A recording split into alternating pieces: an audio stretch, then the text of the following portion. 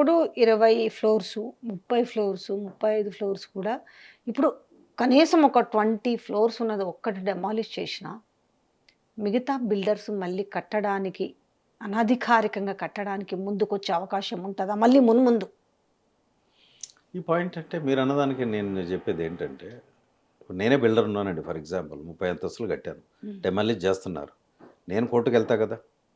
అవును, నేను అప్లై చేశాను, నాకు అప్రూవల్ ఇచ్చారు, రెరా ఉంది, నాకు హెచ్ఎండి అప్రూవల్ ఉంది, బ్యాంక్ లోన్స్ ఉన్నాయి, అన్నీ ఉన్నాయి, హ్మ్. మరి నేను అందుకే కన్స్ట్రక్షన్ చేశాను, నాది ఫాల్ట్ లేదని కోర్టుకి వెళ్తాడు. కోర్టు స్టే ఇస్తే కదా దాన్ని ఆపేది. కోర్టు నుంచి స్టేలు తెచ్చుకుంటారు. హ్మ్. ఆ కోర్టు కేసు నడుస్తూనే ఉంటుంది. కోర్ట్ అంతా ఇమీడియట్గా డెమోలిషన్ చేయమని ఇవ్వదు కదా. ఇప్పుడు వీళ్ళంతా కలిసి కూడా ప్రాబబుల్గా ఉండొచ్చు. ఈ బిల్డర్స్ అంతా ఒకటైపోయి అందరు పోయి ఆ, కోర్టు తలుపులు తట్టినా కానీ మరి ఇలా మాకు ఉందబ్బా, మాకు ఇబ్బంది అవుతుందని అంటే కోర్టు మీకు ఇవే గైడ్ లైన్, మీరు ఆపండి, వాటి గురించి లెటర్స్ వెరిఫై అంటే ఆగాల్సి ఉంటుంది.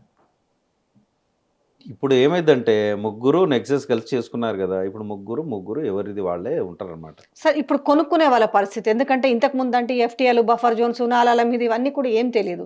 ఈరోజు ప్రతి ఒక్కరికి కూడా ఆలోచన వచ్చింది. అమ్మో! ఇదంటే దీని పక్కనే ఉంది, ఇదంటే దీని పక్కనే ఉంది అనేసి. ఇప్పుడు అన్ని కన్‌స్ట్రక్షన్‌లో ఉన్నవి ఉన్నాయి. ఆల్రెడీ ఫినిష్ అయినవి ఉన్నాయి. అమ్ముడు పోని వాటి పరిస్థితి ఏంది? అమ్ముడు పోయి సగం సగం డబ్బులు కట్టుంటారు. వీళ్ళు వెనక్కా ముందుకా అన్నట్టుంటారా? ధైర్యంగా ముందుకు పోతారా? రేపు పరిస్థితి రియల్ ఎస్టేట్ పడిపోయే అవకాశం ఉందా? రియల్ ఎస్టేట్ ఆల్రెడీ పడిపోయిందండి. పడిపోయిందా? ఇంకేమీ లేదు. Simple equation. బయటికి చెప్పుకుంటున్నారు తప్ప రియల్ ఎస్టేట్ పడిపోయింది హైదరాబాద్లో. Very simple. హ్మ్. మనం ఇదివరకు వీడియోస్లో కూడా చాలా చెప్పుకున్నాం. అవును. అప్పటికే పడిపోయిందన్నాం. ఇంక ఈ పరిస్థితిలో ఇప్పుడు ఇంకా పడిపోయింది. ప్రతి కన్జ్యూమర్ కూడా, ప్రతి వ్యక్తి కూడా ఆలోచిస్తున్నాడు. హైదరాబాద్లో ఒకసారి జరుగుతుందని తెలిస్తే ఇది హైదరాబాద్కే పోదు న్యూస్, వరల్డ్ వైడ్ పోతుంది. అవును. ఇంటర్నెట్ యుగంలో it will go everywhere in the world. కాబట్టి ఇప్పుడు కొన్న వాళ్ళు ఉంటే మీరు దాన్ని డిసైడ్ చేసుకోండి.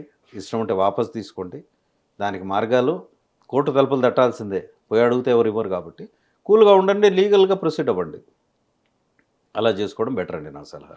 మోకిల్లాలో దాదాపుగా 1200 ఫ్లాట్స్‌కు సంబంధించి విల్లాస్, ఉమ్, పలోమా విల్లాస్ అనుకుంటా. నిన్న మొత్తం నీళ్ళొచ్చినాయి. ఉహుం, హ్మ్. వాళ్ళందరూ గూడా ఎక్కువ ఎన్ఆర్ఐసే ఉన్నారు. ఉమ్. మేము అక్కడి నుంచి వచ్చి ఇక్కడ చేసుకుంటే ఇట్లుంటదా? మమ్మల్ని ఇంత మోసం చేస్తారా? ఇట్లా చేస్తారా? అనేసి నీళ్ళన్నీ మొత్తం సాగైపోయినాయి. ఓ, మోకిలా. మోకిల్లా. ఇప్పుడు మీకు మోకిలా తీసుకోండి. నేను మోకిలా గురించి ఎన్నో సంవత్సరాలని చెప్తున్నానండి. మోకిలాలో కానివ్వండి, అది 111 ఆ ఏరియాకే వస్తుంది ఆల్మోస్ట్. కొన్ని ఏరియాస్ ఆ సర్వే నెంబర్స్ మాత్రం రాకపోవచ్చు. వీళ్ళు కొనేవాళ్ళు ఎలాగ ఉంటున్నారండి? నాకు అర్థం కాని పాయింట్ ఏంటంటే, ఎన్ఆర్ఐస్కి there is no guidance for NRIs అండి. వాళ్ళకి ఏంటంటే ఎక్కడో అమెరికాలో ఉంటారు, ఇక్కడో ఇల్లు కొనాలి, 5 కోట్లు ఉంది, కొనేస్తూ ఉంటారు. కాబట్టే వికిరియల్ అనేటువంటిది పిక్చర్లోకి వచ్చింది. మీరు కనుక మనం ఇప్పుడు మీ ఇన్ని రోజులంటే మీకెందుకులే, మీ అడ్వైజ్‌లు ఎందుకులే అనుకున్నారేమో గానీ, ఇప్పుడు అవసరపడుతుందేమో ఇంకా. మీ రియల్ అడ్వైజర్స్ అనేది ఇప్పుడు అవసరం అనిపిస్తుంది. రియల్ అడ్వైజర్స్లో కూడా చాలా మంది ఉన్నారండి. యూట్యూబర్స్ చాలా మంది ఉన్నారు. కానీ మన వికిరియల్ ఏంటంటే డెఫినెట్గా మీకున్న దాన్ని లీగల్గా వెరిఫై చేయడము, ఈ బఫర్ జోన్స్ ఎవ్రీథింగ్ వెరిఫై చేయడము, బిల్డర్ ప్రొఫైల్ వెరిఫై చేయడము, అసలు మీకు అవసరమా లేదని కూడా మేము గేజ్ చేసి చెప్తామండి. వింటే బాగుపడతారు, వినకపోతే మేము చేయగలిగింది ఏం లేదు. ఇట్లా టెన్షన్ పడుతూ ఉండాలి. టెన్షన్ పడుతూ ఉండాలండి. ఇప్పుడు మీకు ఒక రియల్ ఎస్టేట్ అనేది ఏమైపోయిందంటే political, bureaucratic, administrative, business people వీళ్ళందరూ అందులో ఉన్నారు కదా. ఇప్పుడు బ్లాక్ మనీ అంతా ఎక్కడ ఉంది? రియల్ ఎస్టేట్లోనే కదా. దాంట్లోనే ఉందా? కాబట్టి దీని ఏమైపోయిందంటే industry has become so polluted. So polluted. ఇప్పుడు ఇంకొక విషయం అండి, ప్రీ లాంచ్లు చేస్తున్నారు. ప్రీ లాంచ్ దీని గురించి ఎవరు పట్టించుకుంటున్నారండి? దాన్ని ఇప్పుడు క్లోజ్ చేసినట్టురు కదా. కొంచెం close బయటకి అనౌన్స్ లేదు. ఇంతకుముందు అయితే బ్రోచర్స్ అవి వేసేవాళ్ళు, పాంప్లెట్స్ పంచేవాళ్ళు, ప్రీ లాంచింగ్ అని. కానీ ఇప్పుడు ఎందుకో కొంచెము బయటికి తెలియనివ్వట్లేదు. ఇప్పుడు దాన్ని ఎలా చేస్తున్నారు? ప్రీ లాంచ్ వాళ్ళంతా channel partners, real estate agents వాళ్ళు ఏం చేస్తారండి?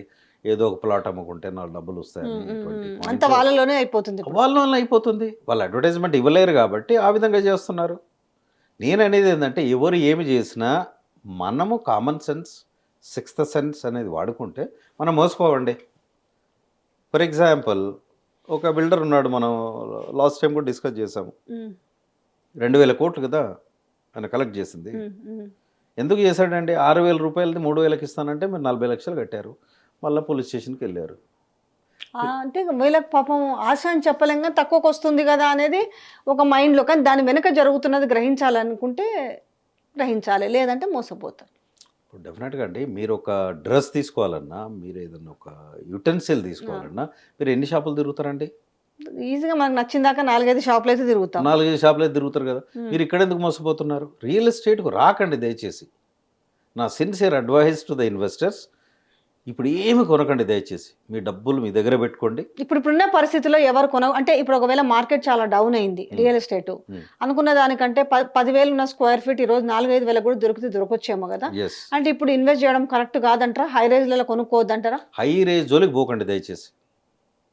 నాకు తెలిసి high raise buildings in Hyderabad approvals ఇచ్చారు, కానీ మీరన్న 1 or 2 బిల్డింగ్స్ కూడా మీరు ఏదో అన్నారు అక్కడ. ఇప్పుడు హై రేజ్ బిల్డింగ్స్ పర్మిషన్ ఎలా ఇస్తారు? ల్యాండ్ ఏరియా ఒకటి చూస్తారు, రోడ్ వెడ్త్ చూస్తారు. Abutting road width 80 feet or 100 feet. GO number 86, అది మాడిఫైడ్ సమ్మదర్ జీవో వచ్చింది, దాన్ని బట్టి ఇస్తారు. కానీ హైరేజ్ ఇచ్చినప్పుడు ఆ ఏరియాలో ట్రాఫిక్ కంజక్షన్ ఉందా, ఇప్పుడు ఎంత ఉంది, traffic movement per second, traffic movement per minute, okay, pollution ఏ రేంజ్లో ఉంది, వాటర్ ఎలా ఉంది, అక్కడ డ్రైనేజ్ సిస్టమ్స్ కరెక్ట్గా ఉన్నాయా లేవా, వాటర్ బాడీస్ రేపు వర్షం పడితే ఎటు పోతాయి, ఇవన్నీ చూసే కదా దానికి పర్మిషన్ ఇవ్వాల్సింది.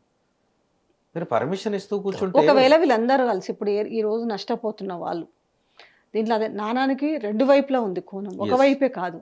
ఒకవైపు ఏమో వీటన్నిటిని కూడా అబ్జల్యూట్గా పునరుద్ధరించాలి, ఎవరు కాదనం, కాపాడుకోవాల్సిన అవసరం ప్రతి ఒక్కరిది ఉంది. హైడ్రా డెసిషన్ కూడా మంచిది అనుకుందాం. రెండో వైపు సామాన్యులు బలవుతున్నారు. ఇప్పుడు మెయిన్ వచ్చింది సరే, ఇండస్ట్రియల్స్ లేకపోతే కమర్షియల్స్ కూలగొట్టిరంటే వేరుంది, కానీ అలా ఒక్కొక్క దాంట్లో ఎంతమంది 100 మంది, 200 మంది, 300 మంది, 400 మంది కొనుక్కున్న వాళ్ళు ఉంటుంటారు కదా. సో ఈ నేపథ్యంలో వాళ్ళు హైకోర్టు ఇంకా లేదంటే రేపు సుప్రీంకోర్టు కూడా ఆశ్రయించే అవకాశం ఉన్నట్టు కనిపిస్తుంది పరిస్థితులు చూస్తుంటే. ఇప్పుడు 100% అండి. ఇప్పుడు మీ దగ్గర నాకు జస్టిస్ కావాలంటే, యువర్ ఎ బిల్డర్, మీ దగ్గర జస్టిస్ కావాలంటే మీ దగ్గర పేమెంట్ అయిపోయింది, బ్యాంక్ లోన్ తీసుకున్నాను నేను, పేమెంట్ ఇచ్చాడు, ఈఎంఐ కడుతున్నాను, నేను మీ దగ్గరికి వెళ్తే మీరు డబ్బులు ఇస్తారా? ఎవరు కదా, మ్యాటర్ ఈజ్ ఓవర్.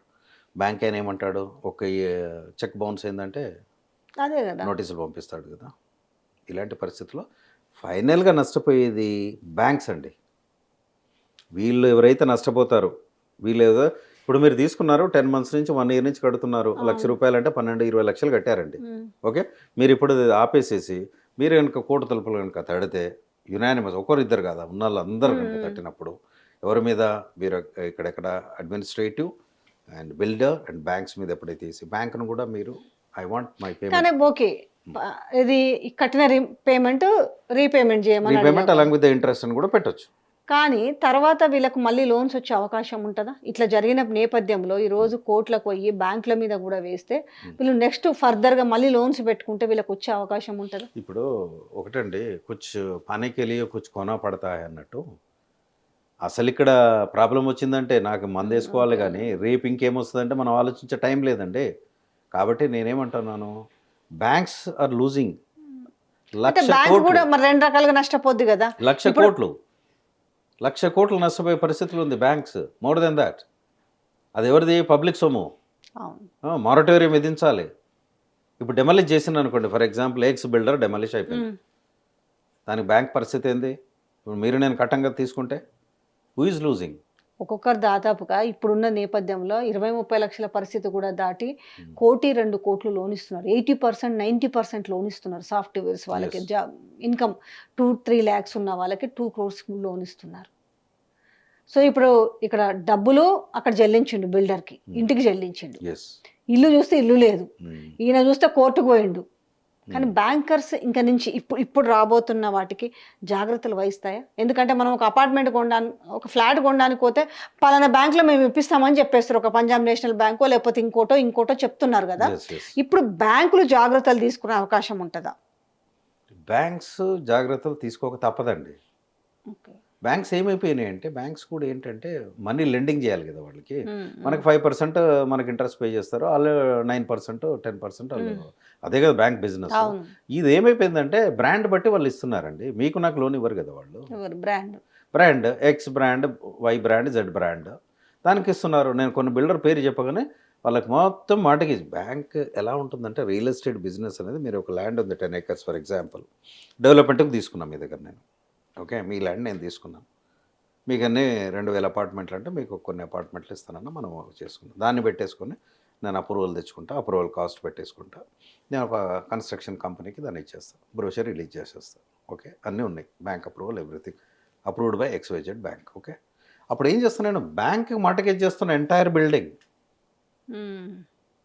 ఎవరు కొన్నా మీకే లోన్ వస్తుంది, వాళ్ళు మీకే లోన్ తీసుకుంటారు, మీకు పే చేస్తారని మొత్తం 1000 కోట్లు నేను తీసుకొని కడుతున్నాను.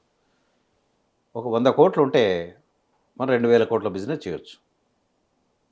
We can do 20 times.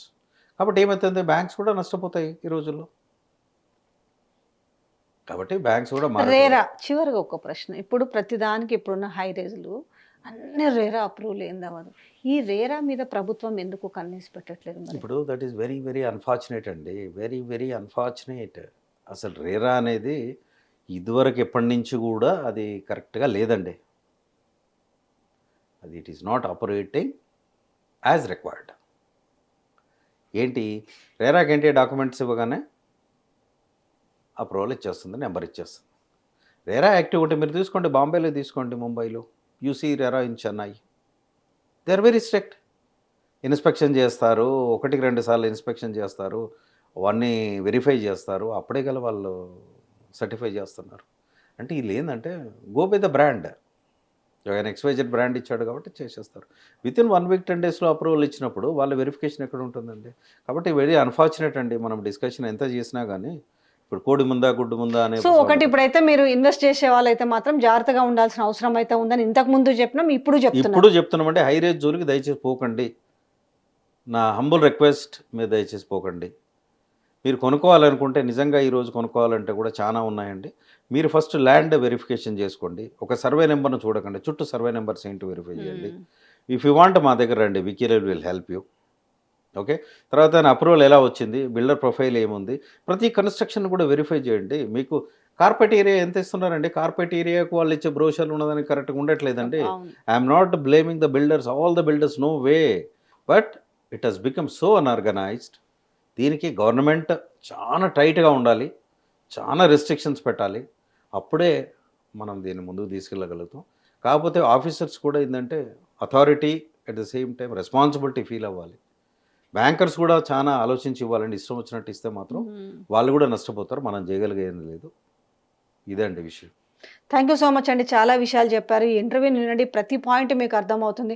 నష్టపోయే వాళ్ళు ఏం చేయాలి, నష్టపోతున్న వాళ్ళు ఏం చేయాలి, బ్యాంకర్స్ ఏం చేయాలని చాలా క్లియర్గా మంచి ఇన్ఫర్మేషన్ అయితే ఉంది.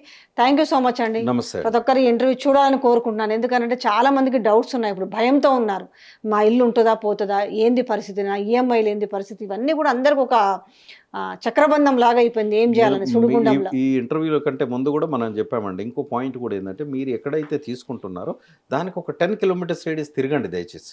ఓకే, మీరు 10 kilometers రేడియస్ తిరిగితే రోడ్స్ ఎలా ఉన్నాయి, అక్కడ ఏమైనా నాలాస్ ఉన్నాయా, గ్రేవ్యార్డ్స్ ఉన్నాయా, కుంటలు ఉన్నాయా, వర్షం వస్తే ఏమయ్యే పరిస్థితి, ఇవన్నీ మీరు గమనించక డెసిషన్ తీసుకోమని కోరుకుంటున్నానండి. Thank you so much. నమస్తే అండి.